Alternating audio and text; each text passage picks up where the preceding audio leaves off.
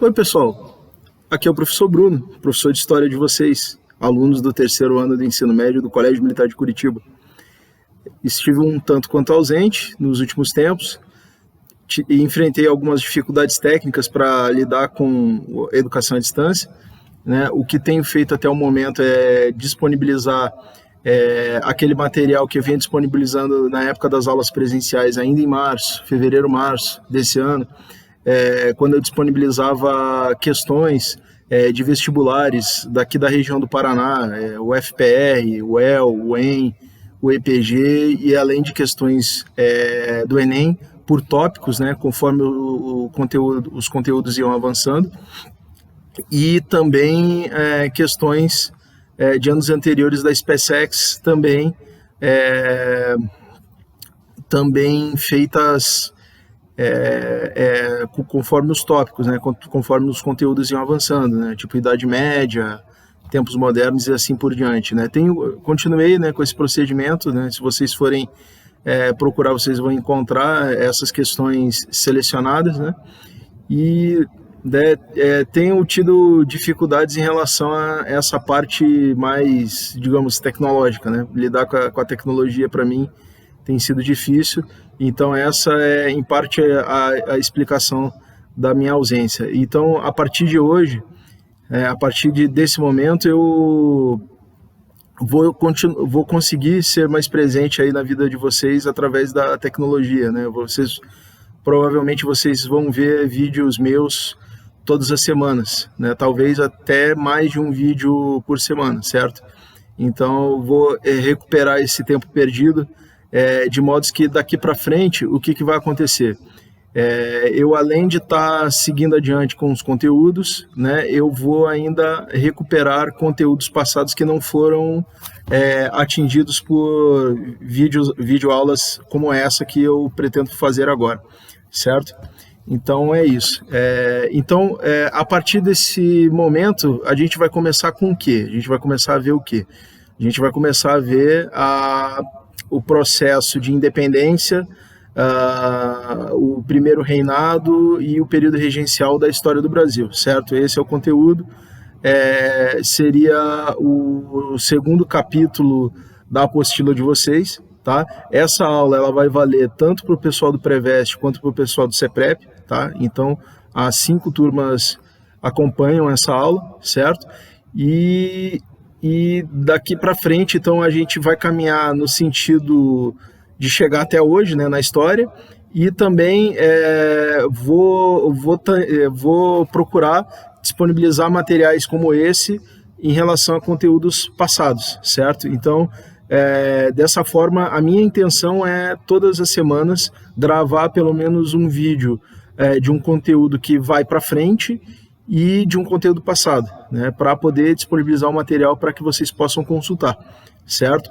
E também pretendo, na medida em que eu for conseguindo mexer melhor com esse processo todo aqui de videoaulas e também ficar na frente da câmera, que não é uma coisa muito fácil para mim, na medida em que eu for solucionando essas questões, eu vou também colocar vídeos em que eu trabalho questões dos vestibulares, do Enem e da SpaceX dos anos anteriores, certo? Vou gravar vídeos só com isso, não vai aparecer a minha cara, o que vai tornar a aula muito mais agradável, E vou solucionar algumas questões que eu considero relevantes para aprofundar um pouco alguns tópicos de conteúdo, certo? Então, qual é o tema da aula de hoje? A aula de hoje é como se fosse uma introdução do processo de independência do Brasil, certo? Então, eu vou falar sobre isso, eu vou deixar isso aqui registrado, certo? Para que no próximo vídeo que eu gravar para vocês, eu vá tratar especificamente de como se deu a independência do Brasil e, a partir da independência, como se deu a organização do Estado brasileiro e a organização do primeiro governo brasileiro com a monarquia, que isso tudo sintetizado pela expressão primeiro reinado, E depois do primeiro reinado, aí vocês vão ter o chamado período regencial, que será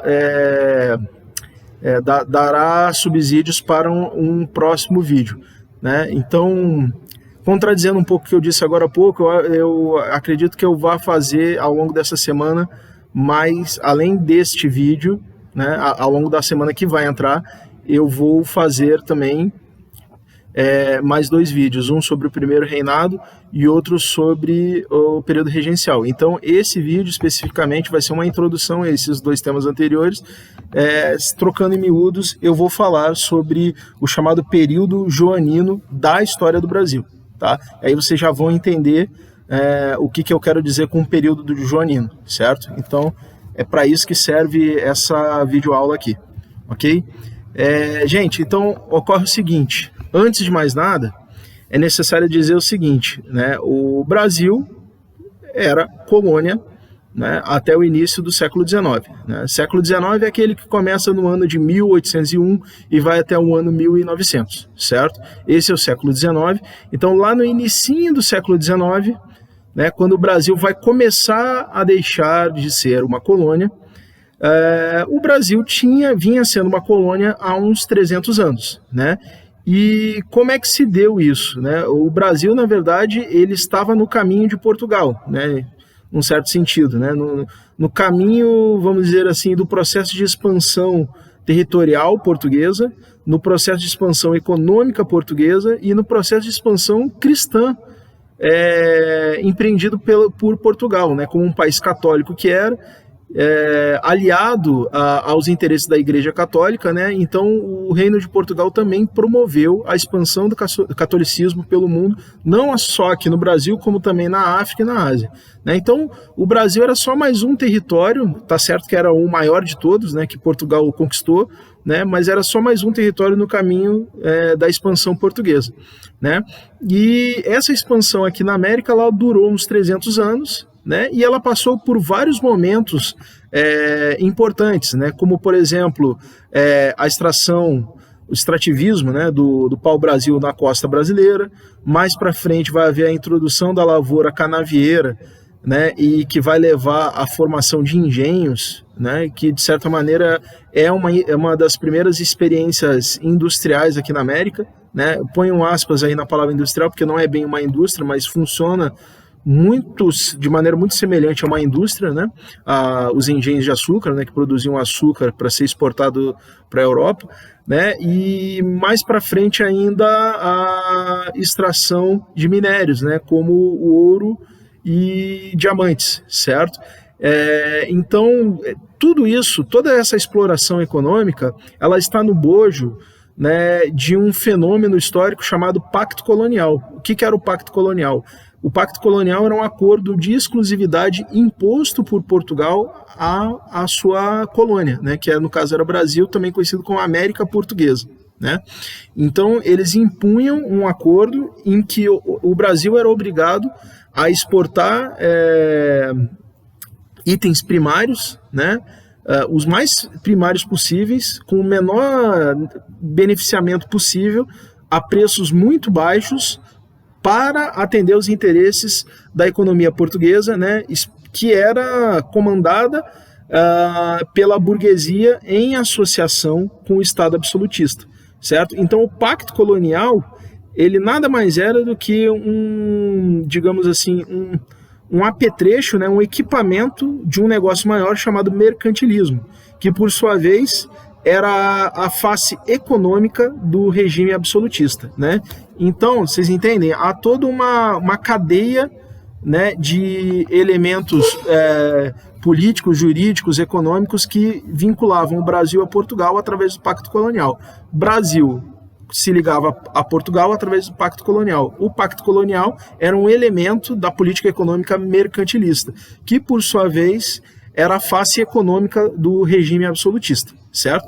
E esse fenômeno, né, Pacto Colonial, ele vai se desenrolar no Brasil ao longo de 300 anos e ele vai incentivar o processo de exploração da terra pelos portugueses aqui na América do Sul, certo? E esse processo vai gerar território brasileiro, certo? Então vai haver até um avanço dos colonos portugueses para o interior da América do Sul, que teve a ver com a expansão da pecuária no Nordeste, por exemplo, né? Ou melhor dizendo, a penetração luso-brasileira para o interior do Nordeste tem a ver com a expansão da pecuária, que tinha a ver com o quê? Com uma economia que surgiu em função da exportação do açúcar, certo? Então, os pecuaristas iam para o interior do Nordeste para atender os interesses, as necessidades, as demandas dos produtores de cana-de-açúcar que viviam ali na zona da mata do Nordeste, certo? Com o objetivo de exportar a sua produção, né? Mais para frente vão ter os bandeirantes, qual era a especialidade deles? Qual era a especialidade deles? Era, acima de tudo, caçar índio. E para caçar índio, eles penetravam no interior da América do Sul, né, e acabavam conhecendo o interior da América do Sul, caçando índio para vender nos mercados consumidores de escravos, mesmo, né, a partir do momento em que a coroa portuguesa passou a proibir a escravização dos indígenas. Já no final do século XVI, já no início da colonização, a escravização dos indígenas era proibida pela coroa portuguesa, e mesmo assim os bandeirantes iam caçar índio para escravizar e vender no litoral, para a economia, basicamente para a economia açucareira, né, da produção da cana-de-açúcar, da onde vinha o açúcar, que era exportado para a Europa.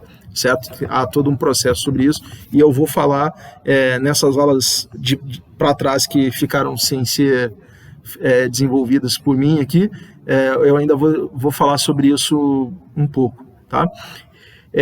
Então é isso, né? Então o Brasil, no início do século XIX, era uma colônia que era resultado desse processo histórico de 300 anos, certo? Bem, e aí vamos deixar isso um pouco de canto, vamos pensar em outra coisa. O que estava acontecendo na Europa nesse tempo, né? Particularmente a partir do final do século XVII, ao longo de todo o século XVIII, século XIX. Vai surgir na Europa, né, um conjunto de novas ideias, né? Novas ideias essas que têm a ver com o quê? Com a ascensão socioeconômica e cultural da burguesia, né? Vocês sabem que a burguesia foi uma classe que surgiu no final da Idade Média, no contexto da crise do feudalismo, e essa classe, ela vai, ao longo do tempo, ela vai adquirir principalmente poder econômico, e junto com esse poder econômico vai gradualmente, ao longo de um processo também nesses 300 anos, aí entre o final da Idade Média e o século XIX, mais ou menos 300 e tantos anos, pode ser até 400, dependendo do ponto de vista, ela vai começar a desenvolver um conjunto de valores que tem assim, o seu auge num fenômeno cultural chamado iluminismo, certo? E o iluminismo, ele é muito complexo também de explicar, também posso comentar, né? Posso fazer um vídeo sobre o iluminismo, aliás, eu acho que eu devo fazer, né? O iluminismo é um fenômeno cultural que vai acontecer entre o final do século XVII, final dos 1600 né, traralá, e durante todo o século XVIII, que é assim, um conjunto de pensamentos e ideias que defendia, entre outras coisas, muitas outras coisas, defendia a ideia da liberdade, né?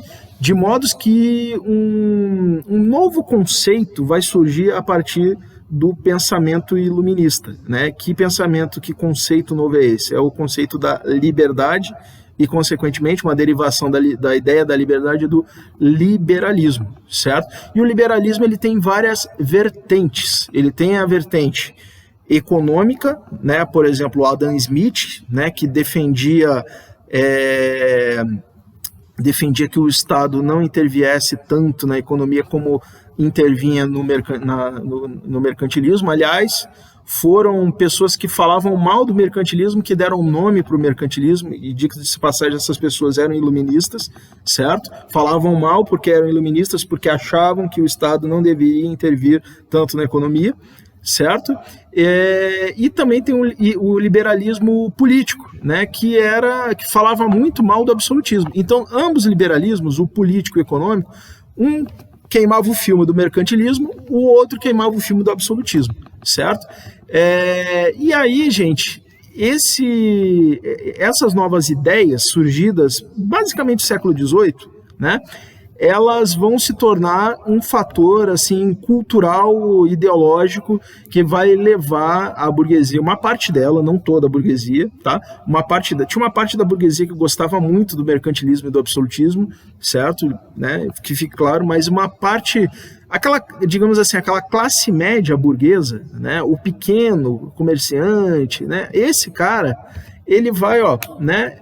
E vai ler muito os autores iluministas, né? E os autores iluministas que vocês já devem ter ouvido falar lá no Fundamental, Montesquieu, que defendia que o poder fosse tripartido, tá? Cai muito em questão de vestibularismo, tripartido, porque quando o poder ele é concentrado nas mãos de um único governo, na opinião do Montesquieu, quando o poder ele é concentrado nas mãos de uma única pessoa, todo o poder de fazer lei, o poder de julgar, o poder de governar, de administrar, tudo nas mãos de um único indivíduo ou de um único grupo de indivíduos, isso gera abuso de poder, né? Então ele acha que o único freio do poder é o próprio poder. Então por isso a ideia da tripartição dos poderes, que nasce com Montesquieu, inclusive, que não era exatamente contra a monarquia, tá? Mas ele era contra a condução absolutista do governo, né? Que é isso, poder concentrado nas mãos de uma única pessoa, que no caso é o rei, né?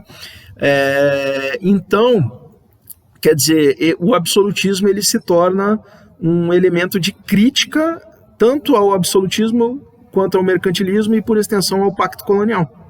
Certo? Essas ideias vão chegar até mesmo no Brasil, onde não tinha nem universidade, não tinha curso superior no Brasil, mas os filhos das elites daqui da terra, da colônia, iam estudar em Portugal, e alguns iam estudar, os mais riquinhos iam estudar na Sorbonne, na França, e lá, né, até mesmo em Coimbra, né, eles eram abastecidos dessas ideias, e alguns desses caras voltavam para o Brasil e voltavam com essas ideias, espalhavam essas ideias por aqui, inclusive traziam alguns clandestinamente, imprimiam livros para serem repassados aqui na América, né? E isso acabou gerando todo um precedente de rebeliões no século XVIII que vocês já devem ter ouvido falar, que eu também vou comentar, tá bom? Que é o seguinte, por exemplo, a Inconfidência Mineira, né?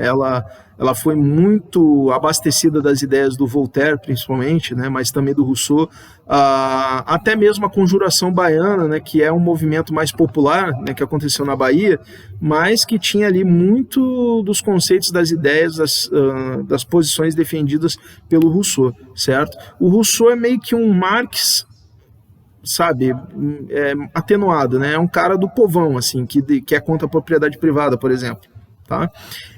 Então, quer dizer, essas ideias elas estão circulando, né, e as pessoas estão se tornando cada vez mais críticas, tá? E para piorar ainda a situação, o que acontece? No final do século XVIII, início do século XIX, o absolutismo está em crise, o mercantilismo está em crise. Aliás, tem um historiador que fala que foi a crise do antigo sistema colonial. Essa maneira de explorar a colônia pelas metrópoles, ela não estava mais funcionando, tá? Não estava gerando mais tanto lucro quanto gerava no começo, tinha muito furo, né? Tinha muito contrabando, certo? Então não estava mais funcionando como antes, é por isso que é definido como crise do antigo sistema colonial, que vai ali desde meados do século XVIII, vamos colocar aqui 1750, até o início do século XIX, certo? Então, isso estava acontecendo paralelamente a todas essas outras questões que eu levantei antes para vocês, certo? Bom, e aí, por fim, tem o quê? Revolução Francesa, né? E depois da Revolução Francesa tem a chamada Era Napoleônica. E aí vocês sabem, né, que a França revolucionária, ela começou a revolução tomando pancada de todo lado, todo mundo invadiu a França na Revolução Francesa, mas depois a França inventou um negócio que foi fabuloso na história das guerras. Ela inventou um negócio seguinte: todo cidadão é um soldado, né? Aí a França já era o país mais populoso da Europa, né? Ela se tornou dona do exército, do maior exército da Europa. E como o exército francês começou a lutar sem parar, os soldados franceses, além de serem parte do maior exército da Europa, eles eram os soldados mais experientes da Europa, certo? Então, resultado, quando Napoleão chegou ao comando da França, ele se tornou, ele que era um general talentoso, um militar muito talentoso, ele se tornou um cara muito genial. Além disso, o maior exército da Europa estava na mão dele. Resultado, ele vai varrer a Europa com invasões, certo? A verdade é essa, ele vai varrer, ele vai passar um caminhão triturador por toda a Europa, vai vencer todo mundo, vai invadir Itália, vai invadir Alemanha, né? Vai invadir vai invadir Espanha e vai invadir Portugal, né? Como vocês sabem. E o motivo da invasão de Portugal também vocês lembram, né? O que acontece? A França queria estrangular a economia da Inglaterra, que foi o único país que não foi invadido pela França nesse contexto, né? Diga-se de passagem, foi a Inglaterra. Por quê? Porque era uma ilha, né? E quando o Napoleão percebeu que ele não ia conseguir invadir a Inglaterra pela questão, né, do domínio marítimo que a Inglaterra exercia, então ele falou, então vou estrangular a Inglaterra, né? Ele fez uma primeira tentativa ainda quando ele não era governante da França, invadindo o Egito. Ele foi lá, né, com soldados, aí até tem aquele discurso famoso dele, né? Soldados da França, contemplai, 5.000 anos de história vos contempla, né? Que é quando ele estava lá diante das pirâmides do Egito, né? Enfim, né? Que aí eles descobriram lá como é que é o nome daquele negócio lá? A Pedra de Roseta, né? Toda aquela história que você já deve ter ouvido falar. Ele leva a Pedra de Roseta para a França, tal, Paraná, e ele tenta estrangular, por quê? Porque o Egito, através do Egito, você tem uma comunicação do Mar Mediterrâneo com o Mar Vermelho que leva ao Oriente, áreas que... Índia, né, áreas que estavam sendo colonizadas pela Inglaterra naquele tempo. Então ele tentou estrangular e depois que ele virou governante da França, ele decretou em 1806, o famoso ano de 1806, ele decreta o bloqueio continental. E aí ele lança o ultimato para Portugal, né?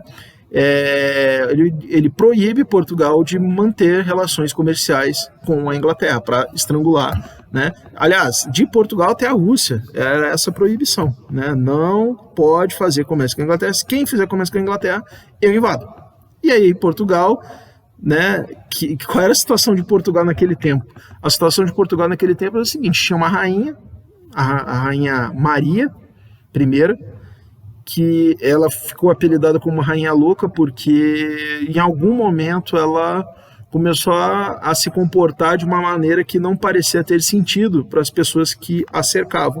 Então o que aconteceu com ela? Ela foi afastada do trono, era para ela governar, mas ela foi afastada do trono e no lugar dela foi colocado o filho dela, que, né, era um cara que não era para ser rei, ele não foi criado para isso. Tá? Mas acaba que o irmão dele morreu, o pai morreu, depois o irmão morreu, e aí a mãe ficou, né, fora de si, né, teoricamente, né, o que dizem, né?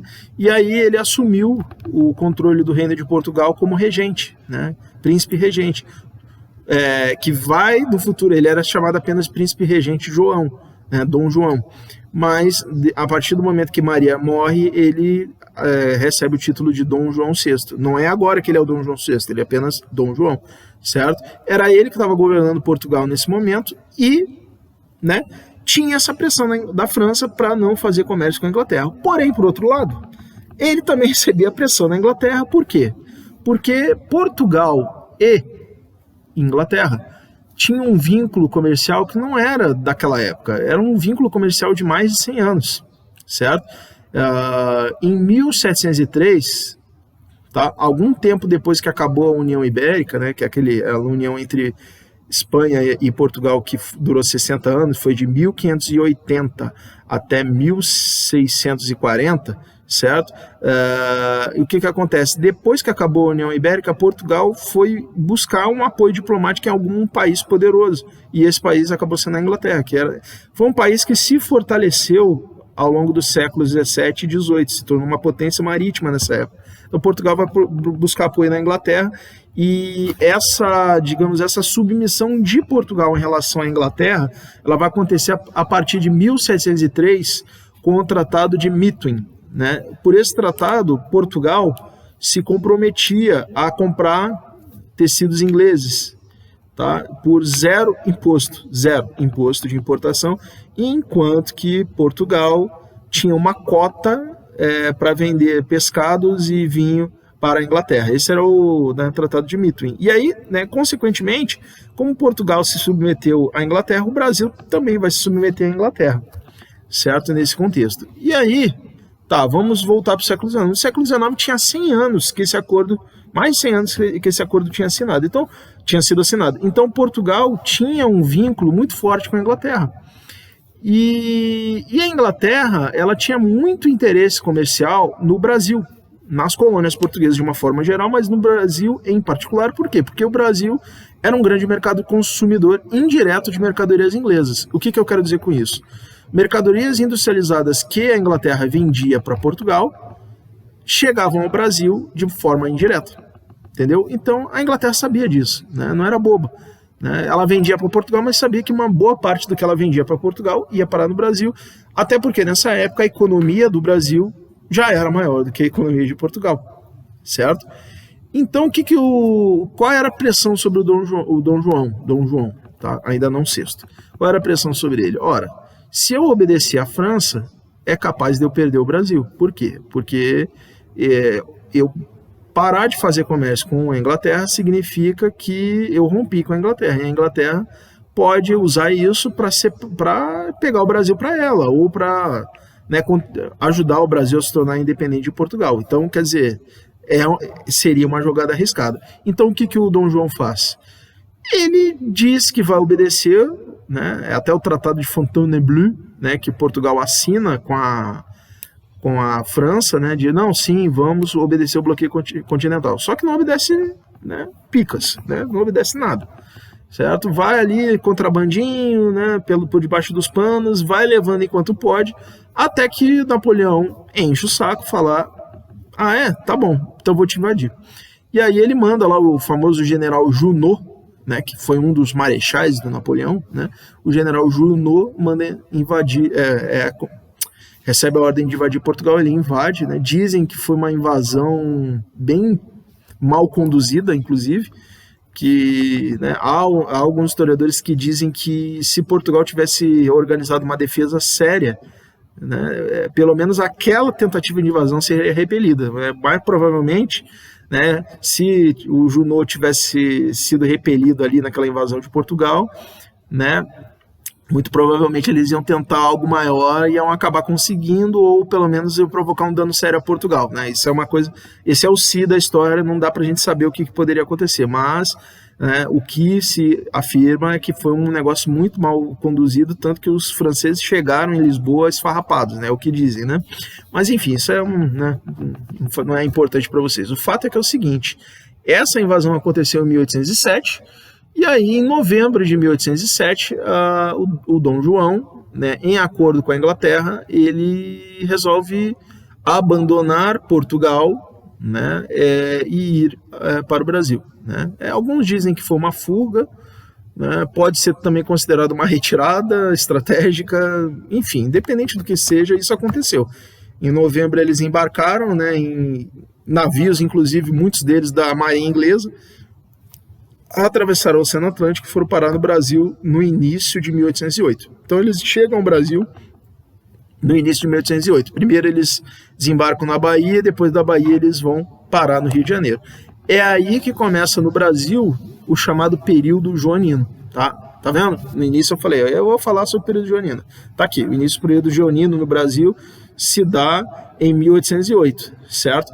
Ah, tá, mas professor, o Dom João já governava o Brasil porque ele era rei de Portugal há mais tempo. Sim, mas assim, a gente considera que a partir de 1808 o Brasil começa a deixar de ser colônia, né? Então a gente usa esse termo joanino em função disso, porque o Dom João chega e já chega, né? Assim, o Brasil se torna, o Rio de Janeiro se torna a capital do Império Português, né? Então o Brasil deixa, na prática, ele não oficialmente, tá? Mas na prática ele deixa de ser colônia em 1808, tá?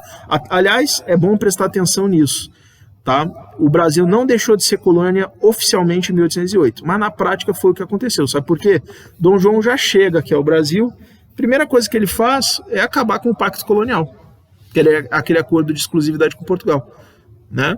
Do Brasil com Portugal. Então o que ele faz logo que ele chega ao Brasil? Ele decreta a abertura dos portos brasileiros às nações amigas, né? É claro, vocês já devem estar concluindo, vocês já sabem disso, né? Quem vai ser o maior beneficiário da abertura dos portos às nações amigas? Quem que era a grande amiga de Portugal, né? Preciso falar? Tá, vou falar, Inglaterra, tá? A grande beneficiária disso foi a Inglaterra, né? E aí, gente, o que acontece desse período joanino aqui no Brasil? O que acontece é que, já passou de 30 minutos essa aula, caramba, mas vamos lá. O que acontece é que, na medida que o tempo vai passando, essas medidas que vão tornando o Brasil cada vez mais um país livre, né, um país sem amarras, tá, em relação a Portugal, vão se tornando cada vez mais intensas, certo? Então, tem a abertura dos portos às nações amigas, tá? 2 anos depois, em 1810, certo? Tem o Tratado de Comércio e Navegação com a Inglaterra, né? E esse tratado ele explicita muito bem o que eu estou querendo dizer em relação aos interesses da Inglaterra no Brasil, né? E efetivamente o fim do Pacto Colonial. Por quê? Porque, presta atenção nisso, na verdade foram 3 tratados de comércio e navegação, né? Mas a gente costuma falar tratado, ou pode ser tratados de comércio e navegação, porque tem questão de vestibular que vai nessas minúcias chatas, né? Mas pense o seguinte, esse tratado, tá? O que ele estabeleceu? Olha só que coisa engraçada. As mercadorias inglesas que chegavam nos portos brasileiros, a partir desse tratado, deveriam pagar uma tarifa de 15% de impostos sobre o valor da mercadoria. Por exemplo, né, esse fone aqui que não funciona, né, se fosse vendido pela Inglaterra para o Brasil em 1811, depois do tratado, tá? Vamos supor que esse fone custasse lá na Inglaterra R$100. Chegando ao Brasil, ele seria vendido a R$115. Os R$15 seria o imposto recolhido, né, na alfândega portuguesa, na alfândega aqui do Brasil, tá? Porto lá do Rio de Janeiro, certo? Aí é aquela coisa, né? Entre 100 e 115 é claro que todo mundo prefere comprar mais barato, né? Você paga os R$15 como imposto. O imposto sobre a mercadoria encarece a mercadoria e faz com que você tenha menos interesse pelaquela mercadoria se ela for mais cara, né? Não é verdade? Não é assim que funciona? Pois bem, aí Portugal, Dom João, para, digamos assim, para dar um agrado, né? Talvez uma retribuição pelo apoio que a Inglaterra deu para ele nessa migração para o Brasil, ele vai, né, botar esse imposto de 15%. Você vai falar, pô, 15% é alto, né, professor? Imposto, né? Sabe quantas mercadorias portuguesas que viessem a, né, desembarcar no Brasil deveriam pagar de imposto? 16%. 1% a mais, ou seja, mercadorias portuguesas pagariam 1% a mais de impostos do que mercadorias inglesas, certo? Muitos historiadores afirmam que é como se o Brasil deixasse de ser colônia de Portugal e passasse a ser colônia da Inglaterra. Acho essa discussão meio furada, tá? Mas só para vocês entenderem o drama da coisa, tá? E aí, gente, países amigos de Portugal e que não fossem a Inglaterra pagariam 24% de imposto, esse mesmo imposto. Então isso aqui custaria R$124, tá bom? Bom, o que mais que dá para dizer sobre esse período joanino? Gente, foram de 12 a 15 mil pessoas que migraram de Portugal para a América, tá? A maioria dessas 12 a 15 mil pessoas foram parar no Rio de Janeiro, tá? Qual é a consequência disso sobre o Rio de Janeiro? Gente, era 50 mil pessoas, a população do Rio de Janeiro era de 50 mil pessoas, de repente chegaram mais 15. E 15 pessoas de elite, nobres, né, que estavam acostumados a morar em castelo, em palácio lá na Europa, e que de repente chegam, desapropriam pessoas ricas, pessoas que viviam em casas, né, razoáveis, né, com razoável conforto no Rio de Janeiro, né? Razoável para o padrão europeu da época, né? Razoável para pouco, né? Para baixo, né? Mas enfim, pessoas vão ser desalojadas no Rio de Janeiro de uma hora para outra, certo? E a cidade vai inchar, né? Vai faltar moradia. Além disso, são pessoas com alto poder aquisitivo, e o que vai acontecer? O preço das coisas, principalmente itens alimentícios, aluguéis, tudo vai ficar muito caro de uma hora para outra, certo? E também, né, o que vai acontecer, né, junto com isso tudo? Aumento de impostos. A presença da corte portuguesa no Brasil, no Rio de Janeiro, vai aumentar imposto para todo mundo, não só no Rio, como na colônia inteira. E justamente aumento de imposto numa época que estava em crise. A gente entende de crise, né? A gente sabe o que é crise, né? Aliás, né? É do nosso DNA, né? Negócio de crise. Então, quer dizer, no momento de crise econômica, no momento em que os produtos que o Brasil vendia no mercado internacional, tipo açúcar, algodão, né? Tabaco, essas coisas estavam em baixíssima. Justamente nesse momento chega um bando de granfino, né, nobre, mimadinho, gastando, né, cobrando imposto e desalojando pessoas, né? Então foi um momento tenso, né, na história do Brasil, tá? A partir de 1808, tá? Só, tá, para reforçar um negócio. Tá claro para vocês que, né, a influência da Inglaterra ela se tornou muito grande aqui no Brasil, tá? Só para deixar claro isso, tá? Foi uma época de intensificação da influência inglesa aqui no Brasil, tá certo? Bem, enquanto isso lá na Europa, o que está acontecendo? Portugal invadido, só que o couro tá comendo lá em Portugal, né? Tropas inglesas desembarcaram lá em Portugal e tá lá aquela porrada, tiro, porrada de bomba, não sei o quê. E aí, Dom João aqui no Brasil, o que ele vai fazer? Tá? Ele vai só beneficiar a Inglaterra? Não, ele vai tomar outras medidas que são interessantes de se destacar aqui. Uma delas vai ser o seguinte: o Brasil, na época que era colônia, especialmente a partir do século XVIII, o Brasil era proibido de ter indústrias. Ele vai suspender essa proibição. Não, agora pode fazer indústria e tal. Ele, inclusive, vai estimular a criação de indústrias como?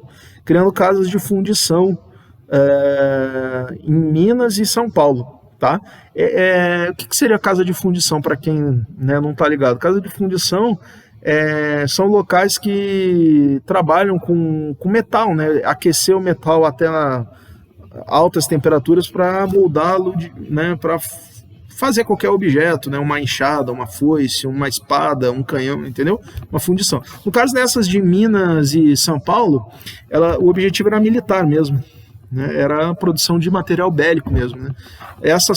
Salvo engano, essas fundições, de alguma forma, elas existem até hoje. Acho que é em Itajubá, uma, sul de Minas, a outra não lembro, acho que é Estrela, em São Paulo, eu não tenho certeza.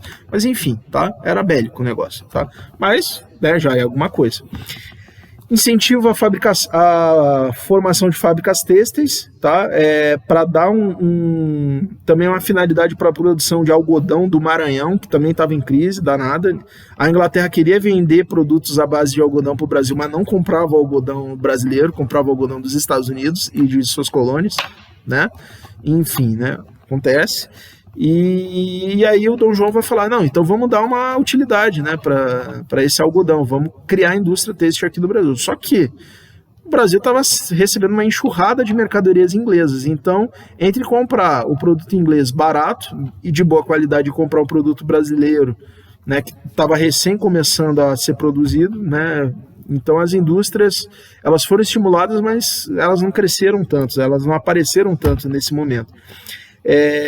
Criação também da imprensa régia, né, que é a imprensa nacional que existe até hoje, né, que era uma coisa que era proibida aqui no Brasil, imprensa, porque da imprensa podia surgir jornal e jornal podia criticar o governo, né, ou então aqueles livros do iluminismo que eram proibidos por Portugal também podiam, né, usar essas prensas mecânicas para espalhar ideias subversivas, vamos dizer assim, ideias perigosas, né? Ou até mesmo ideias protestantes, né? Já que o reino de Portugal era católico, era antiprotestante, e aqui havia a aplicação do Index, que é aquele índice de livros proibidos pela Igreja Católica, que incluía livros iluministas, tá? E a autorização de publicação de jornais e livros, que era uma coisa que também não tinha aqui no Brasil. vinda de pintores, artistas, os chamados naturalistas, né, que vinham estudar a nossa fauna, nossa flora, né, entre eles, alguns que aparecem nos livros didáticos de vocês, né, desses artistas, né, o Rugendas e o Debré, né, pintaram, retrataram, né, o cotidiano do Brasil na época da colônia. Naturalistas, um que veio aqui para Curitiba, o Saint-Hilaire, tem até um livro dele aqui, quando ele passou por aqui, ele gostou daqui, inclusive, achou bonito, tá, o Saint-Hilaire. Também o Dom João, ele também usou um pouco da política, da diplomacia aqui no Brasil, né? Porque era uma época que faltava dinheiro, né? Faltava muito recursos, né, uma crise, e ele tinha que receber favores, né, do pessoal daqui, principalmente o pessoal da elite, né, daqui, os grandes proprietários de terra. Daí, qual foi a forma dele remunerar os favores que ele recebia? Ele distribuía títulos de nobreza para os caras, né, barão, marquês, né? Saiu a rodo. Muita gente começou a virar nobre de uma hora para outra. E os caras gostavam, né? Pô, aqui eu sou marquês, entendeu? Isso funcionou, tá? Funcionou. Aliás, o Dom João, apesar dos pesares, ele era uma pessoa que tinha uma habilidade relativamente alta, né? Dado aquele contexto, né? E pelo que aconteceu com o Brasil depois, podemos dizer que ele foi um cara muito habilidoso, dada a situação que ele pegou, Portugal, Brasil, aquele contexto todo. Bom, o que mais que houve aqui no Brasil? Aumento do custo de vida, já falei, né? As coisas ficaram mais caras, aumento de impostos, né? Ele também vai fundar a biblioteca, a Real Biblioteca, que chamava na época, que é a atual Biblioteca Nacional, Jardim Botânico até hoje, né? Quem tem a minha idade lembra muito do Jardim Botânico, porque é o bairro onde ficava o programa da Xuxa. A gente mandava carta para Rua Saturnino de Brito, bairro Jardim Botânico, eu lembro até hoje disso, né? O Jardim Botânico está lá até hoje. Teatro São João, que é o atual Teatro João Caetano, né? Existe até hoje no Rio de Janeiro, é um teatro municipal. Até o Observatório Astronômico o Dom João mandou construir aqui. Ele também fundou escolas de medicina na Bahia, no Rio de Janeiro, que existem até hoje, são os cursos de medicina da UFBA, né, a UFBA, né, a Universidade Federal da Bahia, e o curso de medicina da Universidade Federal do Rio de Janeiro também foi a escola de medicina criada pelo Dom João logo que ele chegou aqui no Brasil, né, para formar médico, porque havia necessidade agora, né, com tanta gente chegando, né. Então, e já era uma demanda antiga da época da colônia ainda, a criação de cursos de medicina aqui no Brasil, e que a coroa portuguesa não autorizava porque era colônia, né? Tinha esse raciocínio de que se criasse um curso superior aqui no Brasil, isso poderia ser, um curso superior aqui no Brasil poderia ser a origem de ideias contra a metrópole, né? Uma ideia de independência. Então eles não criavam, mantinham o povo dependente. Quem quisesse estudar teria que ir para Portugal, gastando muito, pagando, na época se pagava mensalidade e tal. Então a coroa queria isso, ela não queria que tivesse curso superior aqui no Brasil. Agora, com o Dom João no Brasil, ele liberou geral, né? Inclusive criou 2 escolas militares aqui no Brasil, a Escola Naval, 1810, por aí, 11, e a Real Academia Militar, que é a antecessora da AMAN, né? Que existe até hoje, vocês sabem, né? Bom, e aí beleza, né? A história continuou, os anos foram passando, né? Dizem que Dom João se afeiçoou, né, ao Brasil, tá? E aí nós chegamos ao ano de 1815. Detalhe, nós chegamos... Não, desculpa, segue. Chegamos ao ano de 1815. O que aconteceu em 1815? Napoleão foi derrotado. Tentou lá invadir a Rússia. A Rússia fez a mesma coisa que Portugal. Portugal pequenininho, uma merrequinha, né, negocinho assim. Fez a mesma coisa que a grandona Rússia fez. Que foi o seguinte, a Rússia desobedeceu o bloqueio continental e, né, tomou invasão. Só que aí, né, vocês conhecem a história, né? Napoleão foi com muita sede ao pote e, né, tomou uma grande derrota, né, em 1812, e aí a guerra vai prolongar, né? A França vai ser cercada de todos os lados e acaba que em 1815 Napoleão é derrotado, né? Aí tem o governo de 100 dias, é derrotado de novo, manda primeiro para a ilha de Elba, aí ele faz o governo, foge de Elba, faz o governo de 100 dias, daí ele é derrotado de novo, ele é mandado para Santa Helena, lá no meio do Oceano Atlântico, lá no meio do nada, uma ilhazinha pequenininha com uma guarnição inglesa tomando conta dele. Beleza. E aí, depois da derrota do Napoleão, Congresso de Viena, tá? Congresso de Viena que resultou na criação da Santa Aliança, e no Congresso de Viena também a França, né, que tinha sido derrotada, mas, né, agora uma França novamente absolutista, né, ela, através do seu diplomata maior na época, o seu representante no Congresso de Viena, o Talleyrand, tá? Que ela vai fazer? Ela vai tentar dar uma sacaneada na Inglaterra. Como?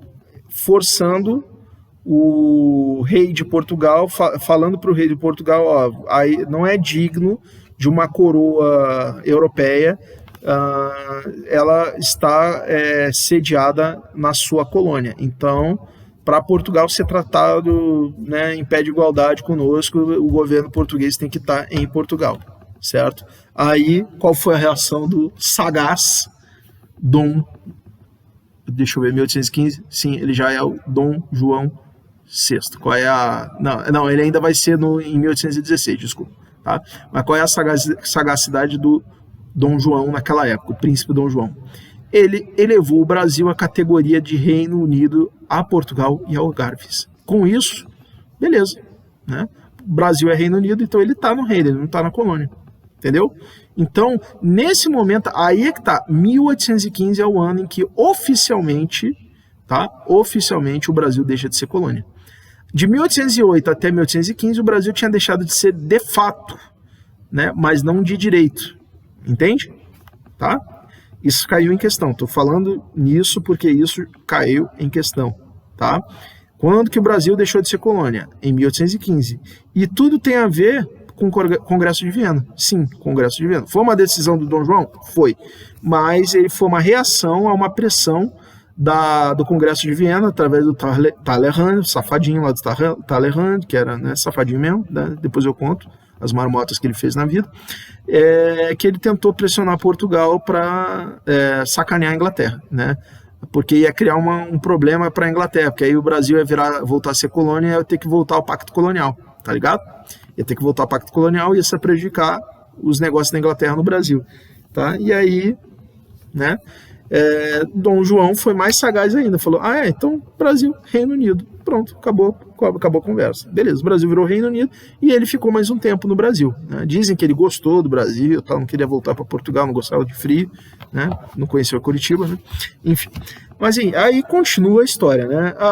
Uma das coisas que o Dom João fez, até mesmo para compensar umas sacanagens que a Espanha fez com Portugal lá na Europa, o que ele vai fazer? Ele vai invadir o Uruguai, tá? A chamada Banda Oriental, que os portugueses vão chamar de província cisplatina mais para frente, né? Vai invadir e aí o Uruguai vai virar Brasil, né? Brasilzão durante algum tempo, tá? Outra coisa que aconteceu em 1817 foi a chamada Revolução Pernambucana, que foi mais uma tentativa, né? Na verdade foi a primeira tentativa do século XIX, para ser exato, de Pernambuco se tornar independente de Portugal. Foi uma tentativa, eles inclusive se inspiraram muito na independência dos Estados Unidos, né? Pegaram algumas ideias de lá e tal, né? E uma coisa interessante de se falar da Revolução Pernambucana é que um dos motivos da derrota da Revolução Pernambucana foi a desunião entre os revolucionários, né? Por quê? Porque tinha uma parte dos revolucionários que eram contra a escravidão, liberais ao extremo, né? Chamados liberais extremados. Vou falar sobre isso em outros momentos. E tinha aqueles que eram liberais moderados, que queriam, não, liberdade, mas só para homem branco, né? O pessoal que é escravo fica escravo, entendeu? Então houve essa desunião, né? E havia muito medo, como Recife era um lugar que tinha muito escravo, havia um receio das elites em Pernambuco de que acontecesse em Pernambuco o que aconteceu no Haiti, onde os escravos negros se rebelaram, negros e mulatos, né, se rebelaram contra os senhores brancos e mataram.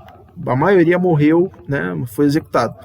Então havia o receio de que isso acontecesse no Brasil, era chamado haitianismo, né? Eles tinham medo desse troço, essa palavra, haitianismo, tá? Às vezes aparece em questão de vestibular essa palavra, haitianismo, é o quê? É o receio que os caras tinham de que acontecesse no Brasil, em algumas partes do Brasil, onde tinha muito negro, a maioria deles escravos ou filhos de escravos, descendentes de escravos, se rebelassem contra os brancos, matassem, tal. Isso é o haitianismo, né? Às vezes o haitianismo não é traduzido como medo, o receio das elites, né? Às vezes também é traduzido como o sentimento de revolta do pessoal que é negro, né? Também haitianismo também pode ser isso, dependendo do contexto, tá? Mas é isso aí, tá nesse bojo aí, tá bom? E aí, claro, a revolução ela foi derrotada. Interessante dessa revolução também, os caras tinham um plano mirabolante. Sabe qual era o plano da Revolução Pernambucana? De ir até a ilha de Santa Helena, mandar lá uma missão, operações especiais, nunca serão. Aí mandar os caras lá para a ilha de Santa Helena, resgatar o Napoleão, pegar lá o Napoleão, levar para Pernambuco para ele liderar lá, ser o presidente da bagaça, e depois que estabilizasse, mandar ele para os Estados Unidos. Esse era o plano dos caras, tá? Sente o drama.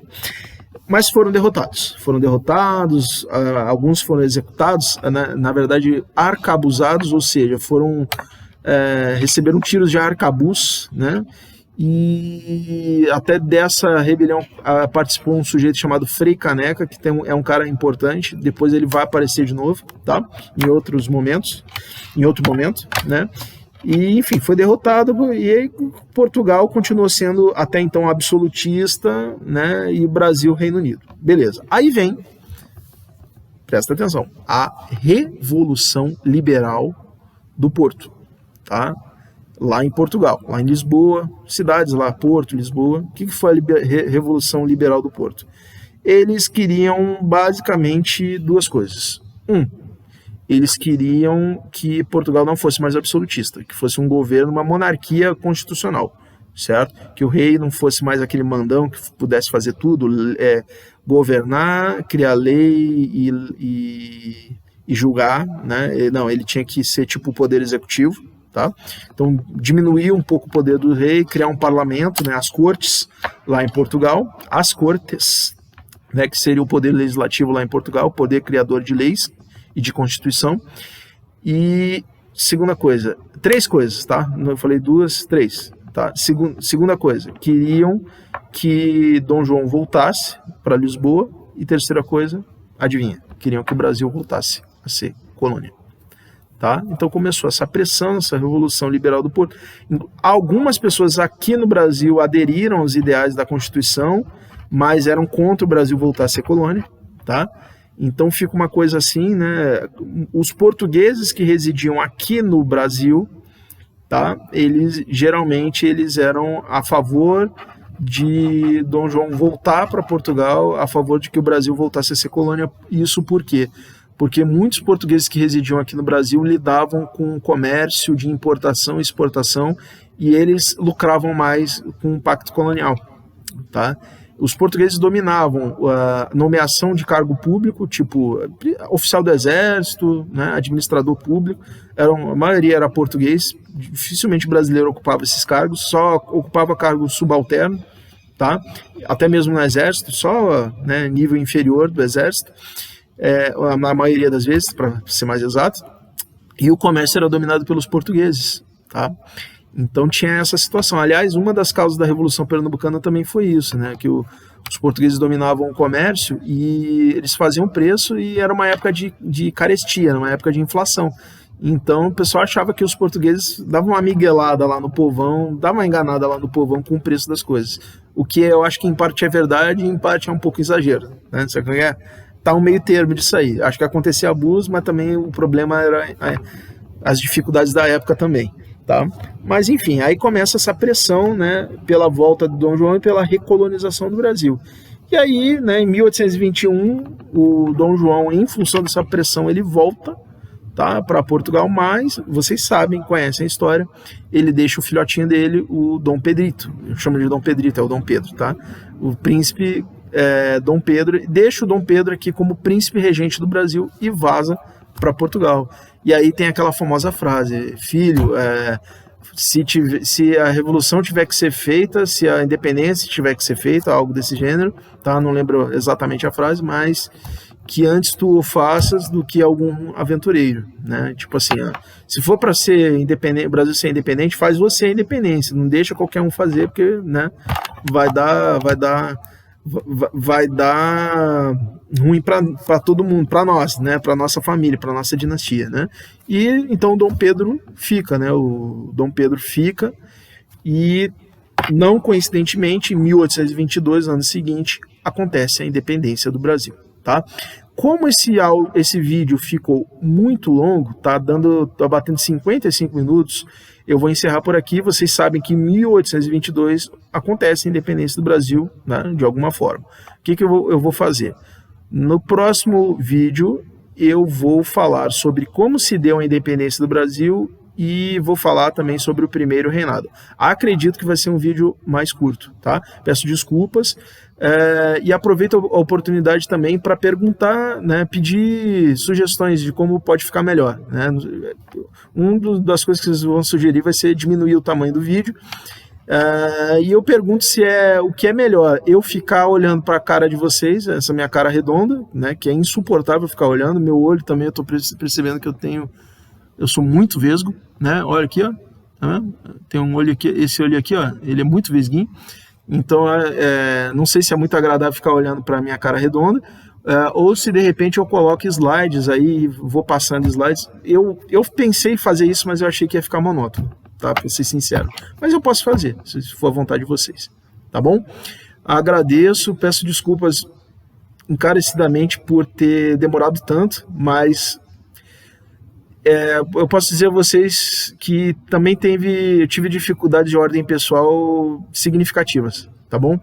Mas a partir de agora eu vou ser presente, toda semana vai aparecer vídeo, tá bom?